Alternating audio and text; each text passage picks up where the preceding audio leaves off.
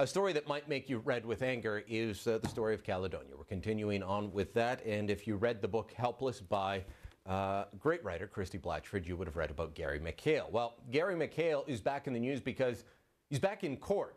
Joins us now from the Haldimand County Courthouse, or perhaps it's the town hall, Gary, in Hagersville, is it? Is that where you are? It's in Cayuga, yes. You're in Cayuga, okay, nearby. What are you in trouble with the law for this time, Gary? You've become a bit of a professional protester over the Caledonia issue. You're regularly in touch with the police out there, it seems. What was your trouble this time? Well, this is the fourth time I've been arrested, and so far I've never met at the trial. They always drop the charge. This time, like many of the other things we do, we just walk down the road carrying Canadian flags, and the OPP always has some reason to put us under arrest.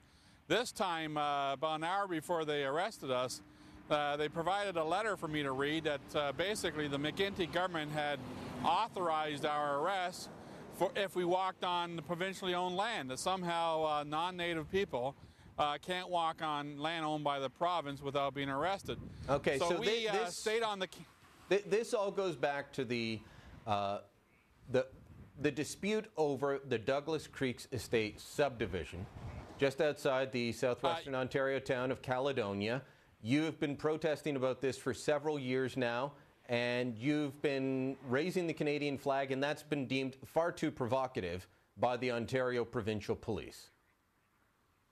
Absolutely, and several people have been arrested over the past 5 years whenever we try to walk down the road. This time we definitely stayed on roads owned by the county. I had the title deeds with me. We didn't walk onto any private property. And yet once again, the OPP bring out their 50 officers, they line them up, and they ordered us off private property, even though we were standing on a road. And when we refused to leave private property... Hold on, Gary. Hold on. I've got to interrupt you there. You didn't even go on to Douglas Creek's estate, which is owned by the province. You stayed on a provincial road, and they arrested you?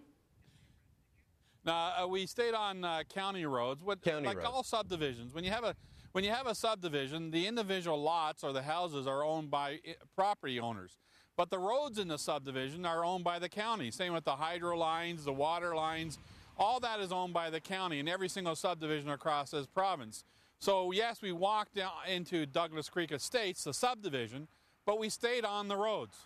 And so therefore we never walked onto provincially owned land because the province only owns the individual lots. They never bought the roads. And they never bought the hydro lines, et cetera, because they never do that in Ontario. And so even though we never trespassed, the OPP just used it as an excuse to arrest 8 of us and give us these tickets. It'll be like every other charge they've had. They'll never make it to trial. So what happened today? You went to court.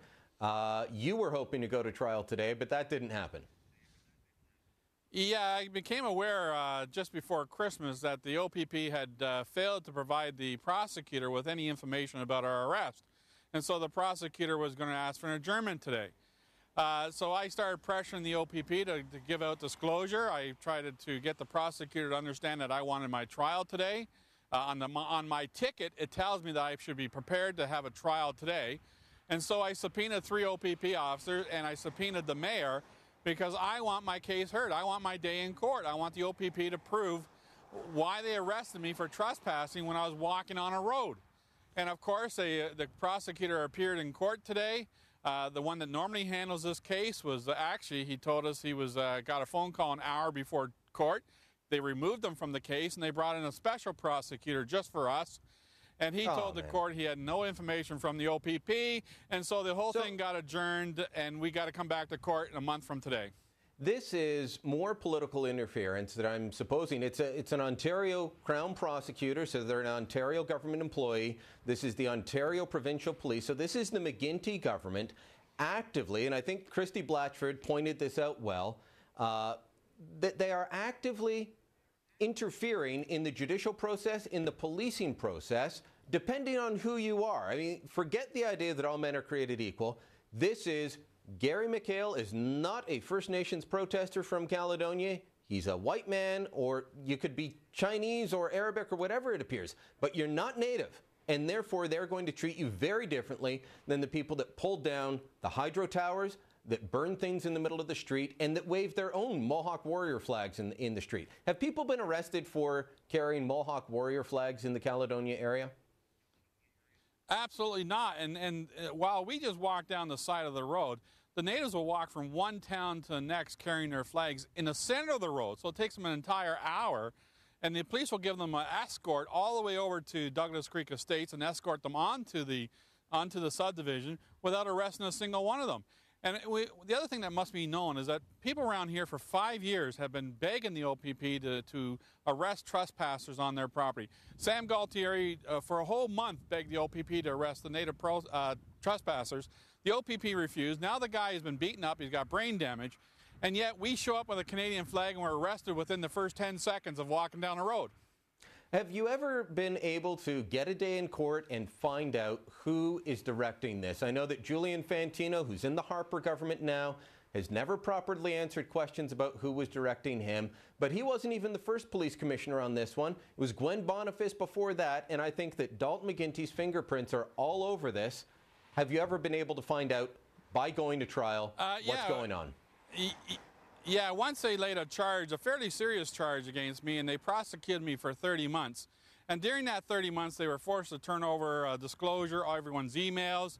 And what happened is that I was able to, from those emails, get the current commissioner, Chris Lewis, criminally charged. The judge ordered him criminally charged for obstructing justice because he sent out emails telling his officers to ignore the evidence and place Gary McHale under arrest. And then when I was just about to get disclosure, because I had proof that Fantino was having dinner with the deputy minister and other government people, and I wanted all the emails from the McGuinty government to Fantino, 2 days before that was to be heard is when they dropped the charge. I wish I could say I was surprised. Unfortunately, I'm not. This has been a political mess from the beginning, and I don't think we're ever going to get to the bottom of this. But Gary McHale, thanks for helping us sort out some of it today. Thanks for having me on.